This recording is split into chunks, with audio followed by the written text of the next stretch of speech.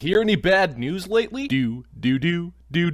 Whew, I gotta tell you people, I am pooped. For the last few months, I've been digging a gigantic hole in my parents' backyard in hopes of building a bunker to save us from the ninja variant of COVID. But I got stopped about a week and a half ago when my parents told me to move out and get a life. Or was it find a wife? Either way, that shit's not happening. I mean, how can it? Especially when we're on the verge of yet another hyper-deadly pandemic in the form of Ponkey Mox. The WHO declared this an international health emergency after 2 children were found diagnosed with the spooky virus. This highly contagious disease is easily spread from person to person through unprotected anal butt sex up the ass. I suppose that means we have to keep Brian Stelter in our thoughts and prayers, cause let's face it, that filthy whore has had his sphincter pumped with more semen than a Chinese battleship. Now, Arsted, you sexy little bitch, I hear you ask. Didn't you say that 2 children were infected with this disease that's transmitted sexually? Nope. Never said that at all. Your mind is playing tricks on you. We got bigger problems, like abortion. Did you know that abortion was guaranteed in the Constitution? Birthing people, or women, whatever the fuck you want to call yourselves, who cares, are totally able to suck babies out of their cunts up to the moment before pooping out that clump of cells into the oxygen. So ladies, feel free to have a bunch of dudes straight up run a train up that fuckhole without any kind of protection, and don't worry about any kind of responsibility on your part. You are a woman, therefore oppressed, and must fight the patriarchy the only way you know how. On your back with your legs spread wide. So whenever you get the preggers, you can go ahead and just suck that baby out so you can get back to all of that bareback fucking. And dudes, you don't get no say in what yo lady do with the baby that's up in her vajayjay. So suck on that cock, you racist. So with all of this crystal clear proof that abortions are totally covered in the Constitution, why is it that patriots like AOC feel the need to pretend to be handcuffed as they're walking away from an abortion rally? Well, I'll tell you why. It's because this country is filled with gun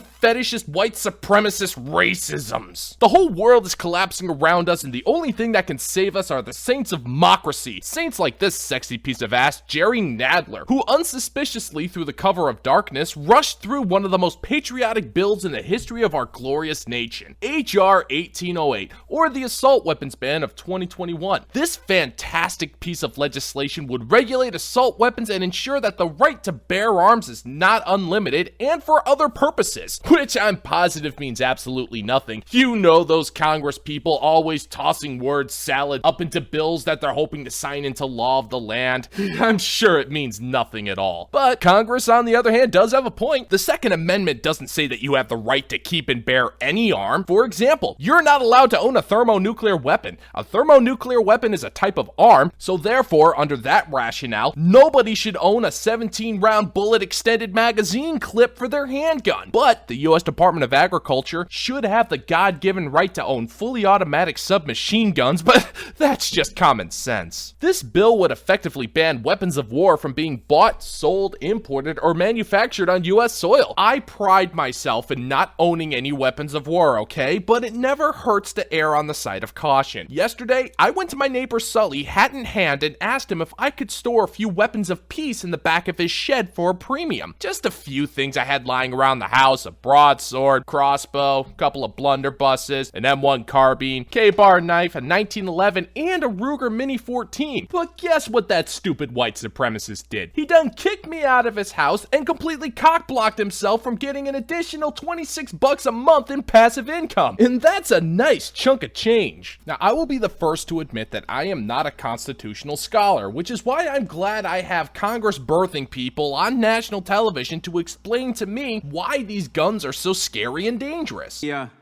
as the point was made previously, the M1 of World War II, the various weapons that we saw the Chinese marching with, those ancient guns were far less lethal because they may have had a larger slug, but the muzzle velocity was much less.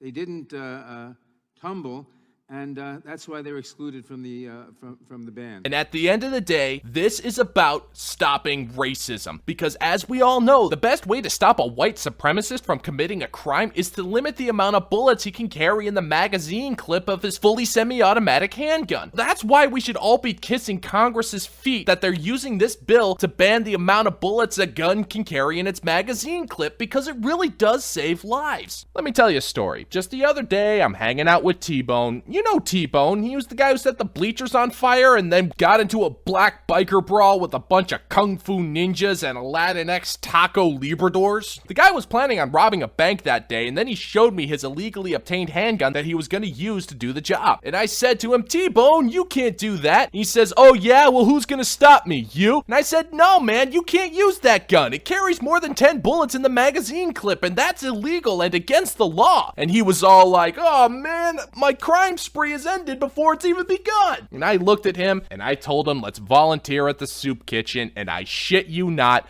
on that day, all crime was solved. Oh, we still had gangs of murderers, rapists, and thieves going around causing havoc across the city, but at least the news stopped reporting on it. And if you ask me, that is the greatest gift of all.